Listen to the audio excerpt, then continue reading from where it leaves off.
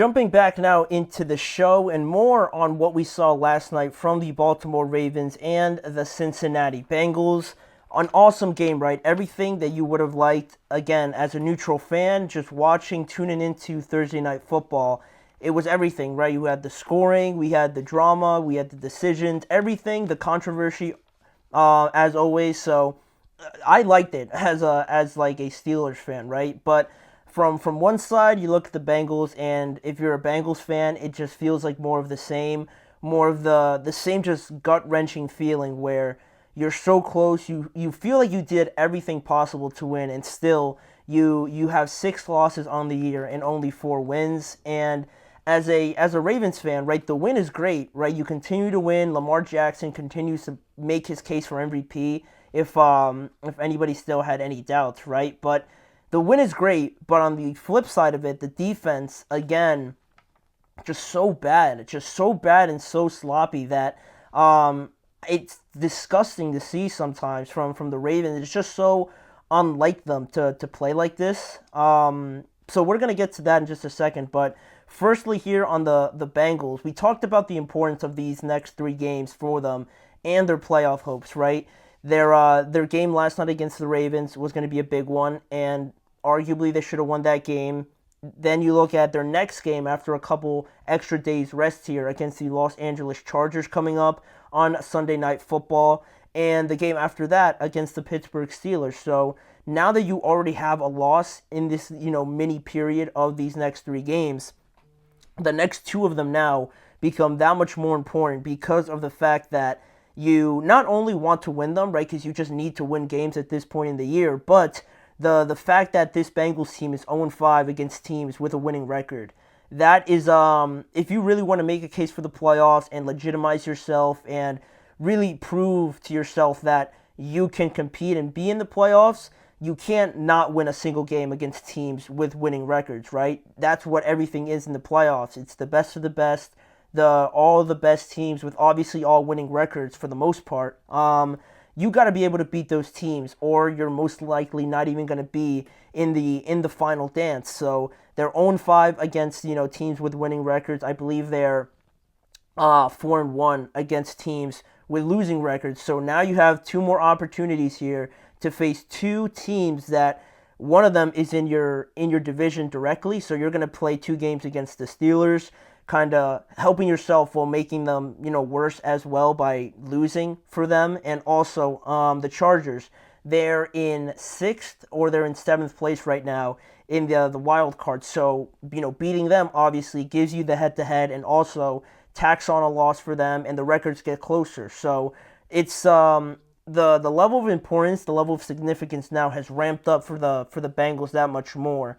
And looking at their playoff hopes and the state of them right now, you can't help but look back at some of these games and think, like, man, like, what could have been if this went that way, or this call went in our favor here, or if we would have just done this in this game. It's a season of what if for the Bengals, right, for the most part, right? Because you look back, and there's a lot of these games where in just the first game, Mike Gesicki fumbles at the goal line. Who knows what happens if they at least score that touchdown? If everything else stays the same, they're at least tied in that game, right? So that's the first one that they end up losing. Then we have the pass interference call, obviously at the end of the Chiefs game. That costs you the game. They kick the game-winning field goal after they get into field goal position from that penalty. So that's 2 losses, obviously. The Washington Commanders game felt like a game that was right there for them. It just feels like they got surprised or they just weren't ready yet for the Commanders, much like a lot of teams were. But that's another game where you feel like you could have done more. Also, the first game against the Ravens, right? You look at the overtime period where the Bengals turn the ball over, get the Ravens off the field. They have a chance to win the game with a game-winning field goal, and they mishandle the snap. And that field goal goes wide, and the Ravens get the ball back, and they win the game. Another game that they probably should have won. Then you look at last night, another game, probably should have won. No surprise, would have gone for 1 point there at the end, probably, but they went for the win. But it's not just about that play at the end. It's the bad defense, just the bad tackling and things like that. it's very disappointing. If you look at all those games that I mentioned and they all flip to wins, this team is potentially 9-1 or at least 8-2 if we don't flip the Washington game.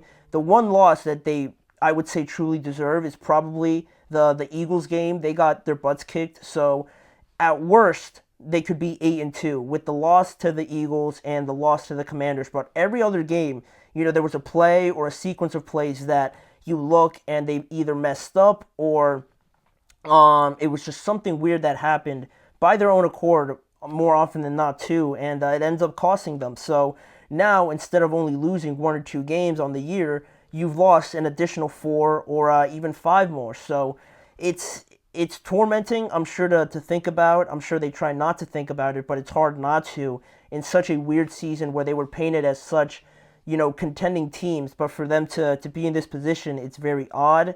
And now, to me, looking at the rest of their schedule, you can't afford, in my opinion, to lose more than 2 games of their next 7 that are left on their schedule. They have the Chargers, like we said, the Steelers twice, and the Broncos as their toughest opponents.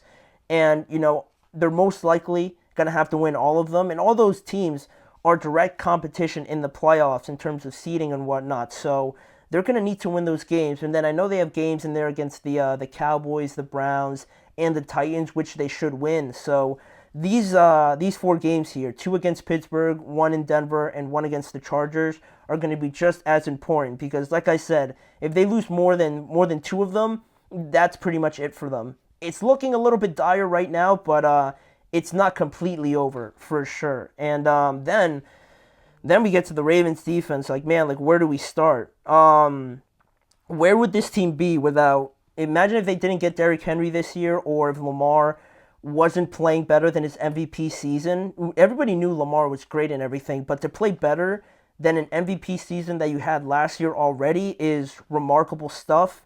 And it's so unlike the Ravens to see their defense especially be just so permeable and just very sloppy, disorganized. And you try to attribute it to some things.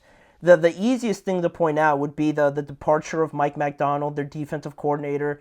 He's now the head coach of the Seahawks. Also, a direct cause and effect, really. Their defensive back coach, Denard Wilson, he got a great job there with Tennessee to become their defensive coordinator, but he was their defensive backs coach, right? The secondary coach, if you will. And you look at where the Titans are now, it's funny, it's ironic actually that with Denard Wilson as the Titans defensive coordinator, the Titans this year are number 1 against the pass in allowing 155 passing yards per game.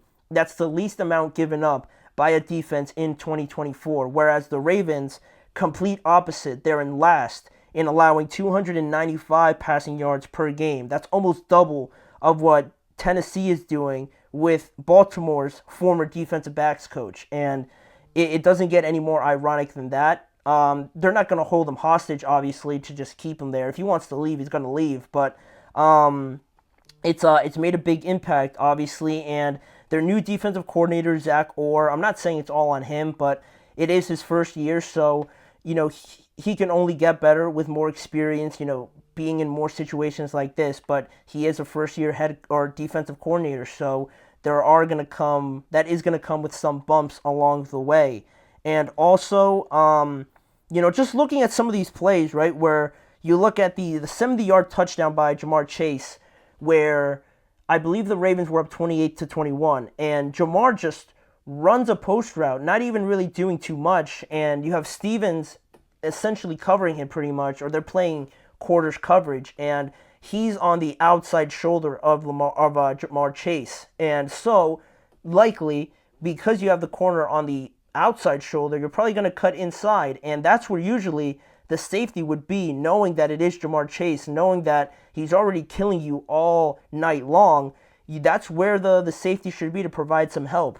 Be on the inside. The outside corner has the outside shoulder of Jamar. So Jamar's kind of trapped in the middle, right? If he goes inside, the safety's there. If he tries to cut outside, Stevens is there. But for some reason, Marcus Williams, where he is standing, he would have been in great position, but he drops to the flat route, and stop and goes to like double Chase Brown. That's who is in the flat route. He drops where the linebacker's already there covering Chase Brown, which you could live with obviously because Chase Brown wasn't really doing too much in the game. Instead of staying back and doubling Jamar Chase, running a post route, and then Stevens, believes he's doing the right thing, staying on the outside shoulder, probably doesn't think that Marcus Williams is just going to drop and try to cover the flat. He stays on the outside shoulder, and there's nobody within like 15, 10 yards of Jamar, and he scores on one play.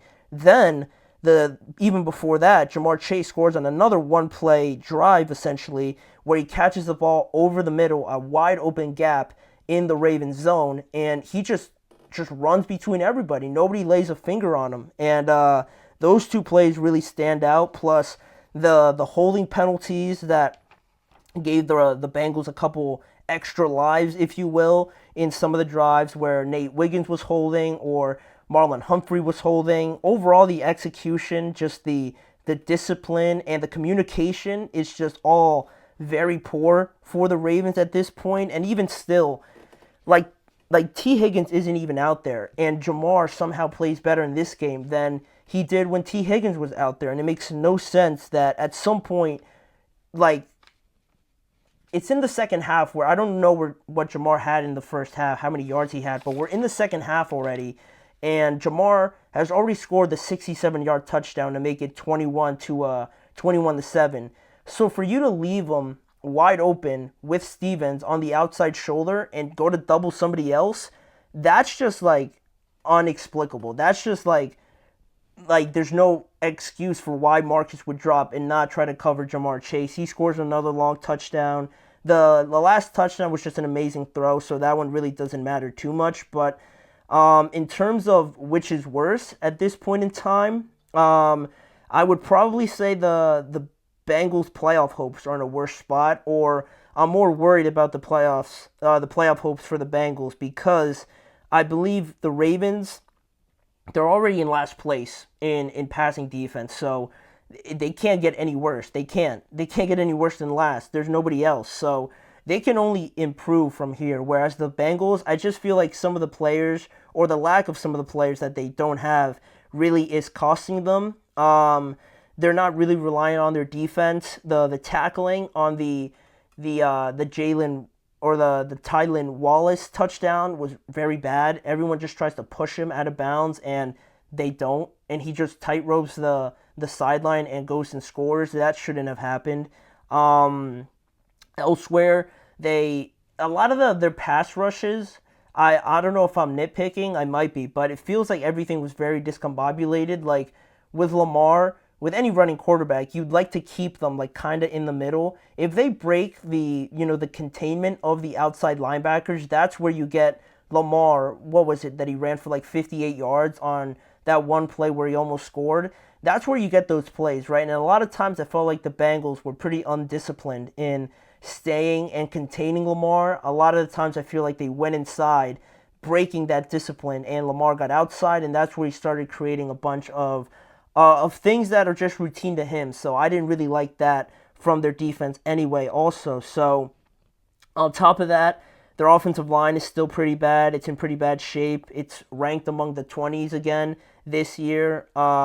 Joe Mixon is a huge loss. He continues to be a huge loss that not a lot of people are talking about. Their running game, they're only averaging 80, 90 yards per game. And as good as Joe Burrow is, you got to help him out with something, right? And making it so one-dimensional with an all-right offensive line doesn't really go together. And it's kind of similar to Baltimore, which is also another ironic thing, because you look at both defenses, not very good.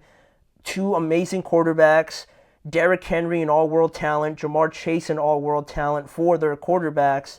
And the difference with the Ravens is that they actually went out and they have a much better offensive line, and their running game is something that is very good. It's probably the best in the NFL, where as the Bengals, they don't have a running game. They have great receivers and everything, but their running game is really struggling. The Ravens, while their running game is amazing, they have decent wide receivers, so they've done enough to go out and help Lamar. And I just feel like this season not only has been a season of just what ifs, but also a season where the Bengals, I feel like they didn't do enough. They felt like they were contenders, and I just feel like that was an overestimation at this point in time. So it's disappointing, certainly, but the playoff hopes are still technically alive, but the margin of error, like I said before, is certainly very, very small at this point in time. So we're going to leave that there. Great game overall, but speaking about games this week, that was only the first one. We have a bunch more that we talked about in yesterday's show, and now in the next segment, we're going to get to part 2 of our game picks, finishing the rest of the Sunday slate and giving my predictions and why I have these teams winning on a Sunday. So we're going to get to that in just a few moments.